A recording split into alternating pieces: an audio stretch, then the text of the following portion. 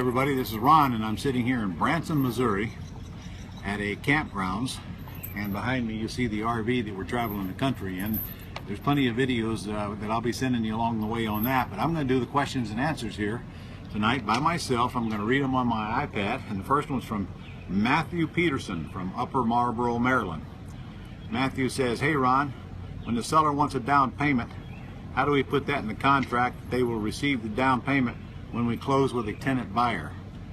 Well, you don't put it in the contract any different than you would any other purchase. Your purchase agreement states the down payment, and then your purchase agreement with your seller states the down payment.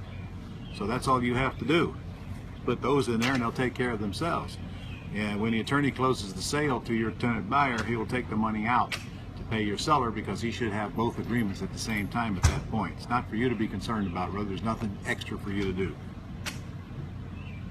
The next one is from Jamal Abraham. Hey everybody, this is Ron, and I'm sitting here in Branson, Missouri at a campgrounds, and behind me you see the RV that we're traveling the country in.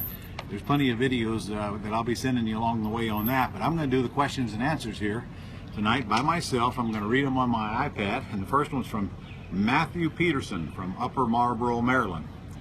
Matthew says, "Hey Ron, when the seller wants a down payment, how do we put that in the contract that they will receive the down payment when we close with a tenant buyer?" Well, you don't put it in the contract any different than you would any other purchase. Your purchase agreement states the down payment, and then your purchase agreement with your seller states the down payment. So that's all you have to do. Put those in there and they'll take care of themselves. And when the attorney closes the sale to your tenant buyer, he will take the money out to pay your seller, because he should have both agreements at the same time at that point. It's not for you to be concerned about, brother. There's nothing extra for you to do. The next one is from Jamal. All right, the next question is from Richard Sanders from McDonough, Georgia. Richard wants to know a good website to get comps. And Richard, luckily for you and everybody else watching, I found a great one. In fact, it's the best one I've ever seen. It's called realestateabc.com. realestateabc.com. Go try it. You just punch in the address and you scroll down a little bit, and there's all your comps in a line item. Very, very easy. Way easier than any other site I've ever seen. Okay, and he says he's quite fond of the system of, oh, this is a different one. This is Aaron Powell from Brookhaven, Georgia. Aaron says, "I'm quite fond of the system of doing lease option exits on deals with tenant buyers responsible for repairs, but apparently he's having a little trouble with an attorney who's got the obligation of the landlord to do the repairs confused a little bit." Look, no matter where you're at, when you have an option agreement with a tenant buyer, and that option agreement says that the tenant buyer is going to do the repairs as a condition of their option, then that agreement can be honored and will override the landlord-tenant law. I'm suspecting you asked the attorney the wrong question. Now make sure the question is, if I option a property, can I then have them do the repairs as a condition of that purchase?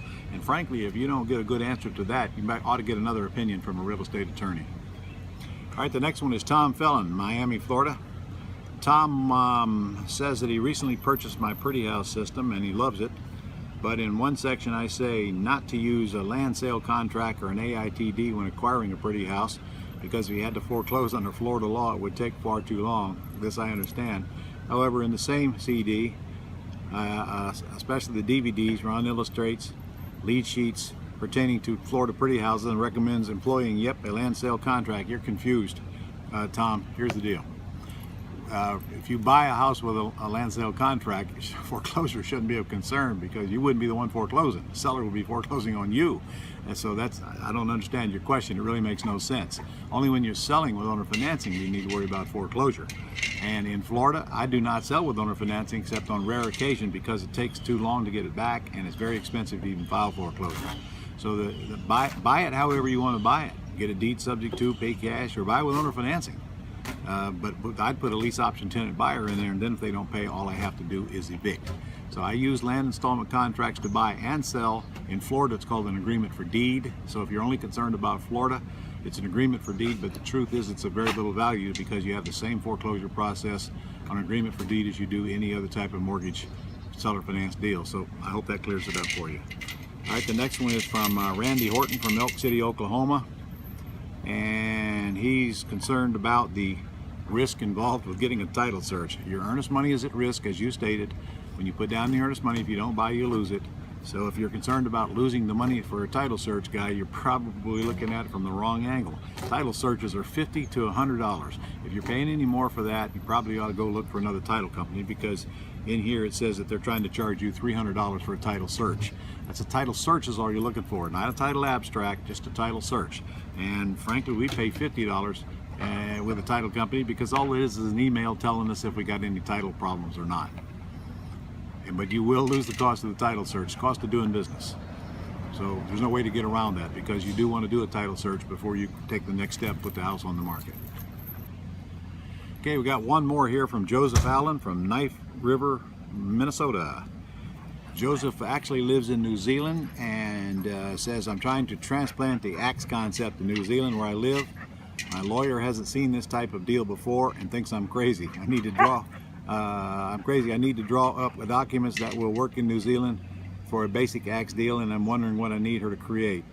And he's got a whole list of things that he thinks that she needs to create. Listen, an axe deal is nothing more than you assigning a contract with terms in it. There's nothing for your lawyer to draw up.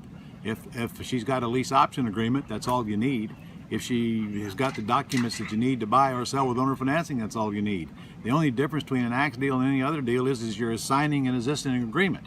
And frankly, if you're a lawyer, don't know what it means to assign an agreement, you've got the wrong lawyer. Go get a lawyer, or just use my assignment, because that's all you need right off the Go Club site. An assignment is a one-page document. That's all there is to it. I suspect, as with most folks coming into the business, that when you talk to lawyers, you make your own mistakes, or you make your own. What comes out of your mouth will determine your answers, and if you ask the wrong questions, you're going to get the wrong answers, and most people tend to complicate it and confuse their lawyer.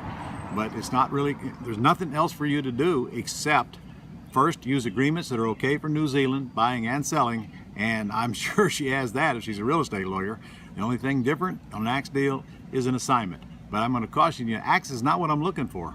The axe is my last choice. I don't want to do an axe deal, because if I do an axe deal, I don't get any more money after that. It's over. Sign a contract and I'm out. I don't like those deals. I like the deals with the residual income. I like the golden geese deals where I get money now, money monthly, and money later. So go ask the question again, do you know what an assignment of contract is? And if the answer is yes, produce me one that I can use, problem solved. Okay, well, that's it for this week, guys. I'll see you next week. As I'm traveling down the road, we'll do this again from wherever I'm at, probably Yellowstone Park next week. See you soon.